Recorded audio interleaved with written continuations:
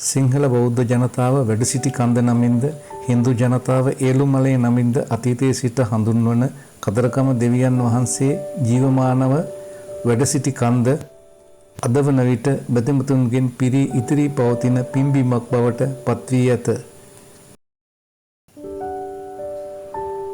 එක් ආගමකට සීමා වී නොමැති ලංකාවේ බැතිමතුන් අතර ජනප්‍රියතම දෙවියන් වහන්සේ වන්නේ උතුම් ශ්‍රී කතරගම දෙවියන් වහන්සේයි. අපට දුකක් කරදරයක් සිදු වූ කල්හි කතරගම පැමිණ හෝ නොපැමිණ එම දෙවියන් සිහි කරගෙන කරනු ලබන බාරහාර පඬුරු ගැට ගැසීම් පුද පිළිවෙත් හා වැදුම් පිදුම් අපි විසින් නිරතුරුවම සිදු කරවනු ලබයි. අපි එසේ කරන්නේ එමගින් අපට පිළිසරණ ජයග්‍රහණය ලැබෙන බවට ඇති අසීමිත විශ්වාසය නිසාය. ලංකාවේ පමණක් නොව අසල්වැසි ඉන්දියාවේද එමෙන්ම අනිකුත් රටවලද මේ දෙවියන් වහන්සේගේ කිතුගොස පැතිරී ඇති බවට එම රටවලින් පැමිණ පුද පූජා පවත්වන විදේශිකයන්ගෙන් අපට හැඟී යයි. බෞද්ධාගමික පිළිවෙත් අනුව කතරගම පුදබිමට ගොස් ප්‍රථමයෙන්ම කිරිවෙහෙර වන්දනාමාන කොට එම මළුවේ පඩිපෙළ මතට පැමිණ ඉදිරිපස බැලූ විට ඈතින් ඉහළින් පෙනෙන කඳු පන්තිය අතර අපේ නෙතට දක්නට ලැබෙන්නේ කතරගම දෙවියන් වහන්සේ වැඩ සිටි කන්දයි. කතරගම සිට සැතපුම් 3ක් පමණ දුරකින් පිහිටා ඇති මෙම කන්ද අංජන පර්වතය, හේමකූටය, මැදුම් හෙළය ආදී නම් වලින්ද අතීතයේදී හඳුන්වා දී ඇත. කතරගම දෙවියන් වහන්සේ ජීවමානව වැඩ සිටි එම දෙවියන් වහන්සේ වාසය කළ ස්ථානය මේ කඳු සිකරය බව බොහෝ දෙනාගේ පිළිගැනීම වී ඇත. සුර අසුර යුද්ධයේදී අසුරයන් පරාජය කිරීම සඳහා ස්කන්ද කුමාරයාගේ මෑණියන් වූ පාර්වතී දේවිය දුන් දිව්‍යමය වේලායුධය කුමරු විසින් තැන්පත් කර ඇත්තේ මෙම වැඩ සිටි කන්දේ බව හින්දු දේව කතාවල සඳහන් වේ.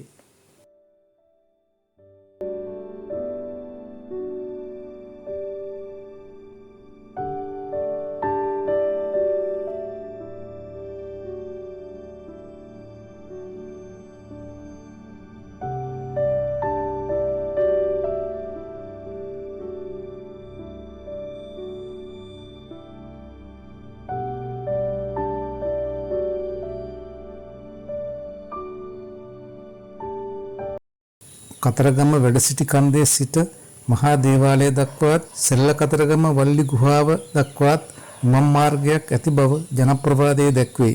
එමෙන්ම කතරගම වැඩ සිටි කන්දේ සිට බලන විට කතරගම මහා දේවාලයත් පූජනීය කිරිවෙහෙරත් එකම සරල රේඛාවක පිහිටා ඇති අයුරු දිස්වේ.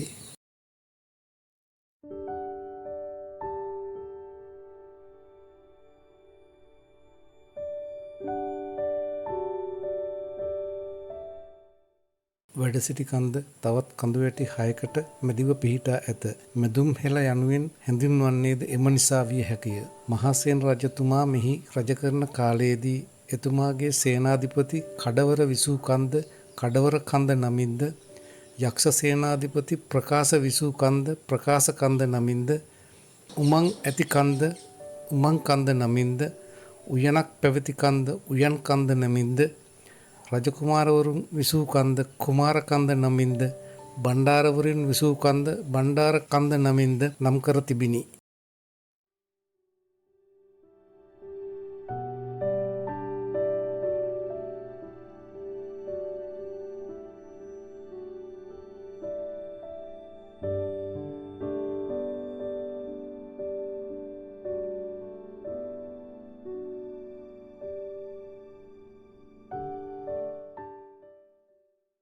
ආගමික සහජීවනයටත් සීලවන්තකමටත් ජීවිතය කැප කරමින් භාවනාවෙන් කල් ගෙවූ තපස්වරුන් සිය අධ්‍යාත්මික බලය සහ ආශිර්වාදාත්මක බලය වැඩි දියුණු කර ගැනීමට වැඩ සිටි කන්දේ තපස්දම් පුරමින් සිදු කරගෙන ඇත බව ජනප්‍රවාදයේ දැක්වේ.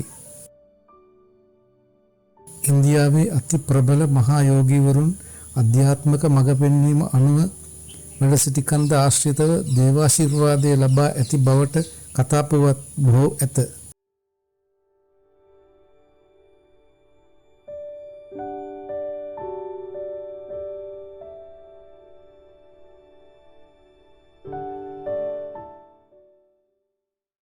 වැඩසිටි කන්දේ තිබුණු පැරණි දේවාලයට වන්දනාමාන කිරීම පිණිස දුටුගැමුණු කුමාරයා නිතර පැමිණි ස්ථානයකි. වැඩසිටි කන්දේ පුදබිම කතරගම මහා දේවාලයටත් වඩා පැරණි එකකි. දුටුගැමුණු රජතුමා සොළීන් සමග යුද්ධයට සැරසෙන කාලයේ වූ භාරයක් නිසා යුද්ධය දිනූ විගස වැඩසිටි කන්දට පැමිණ එම භාරය වූ මෙහි සිට ඊතලයක් විද වැටුණු ස්ථානයේ කතරගම මහා දේවාලය ඉදිකර දී ඇත.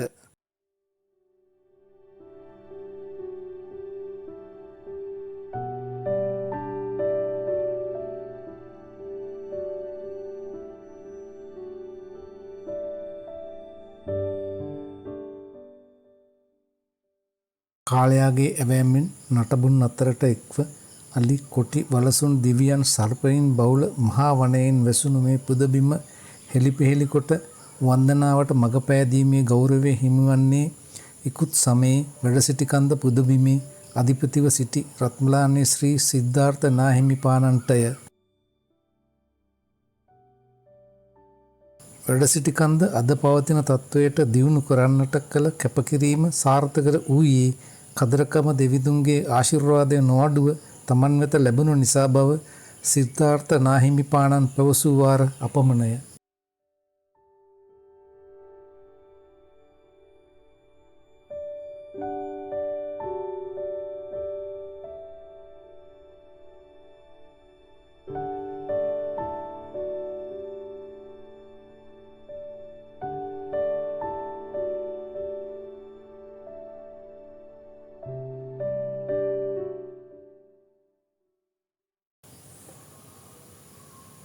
දෙයියන්ගේ රටේ කන්ද කදිර දේවරාජ අනුහස අදත් ඒ විදිහටම තියෙනවා.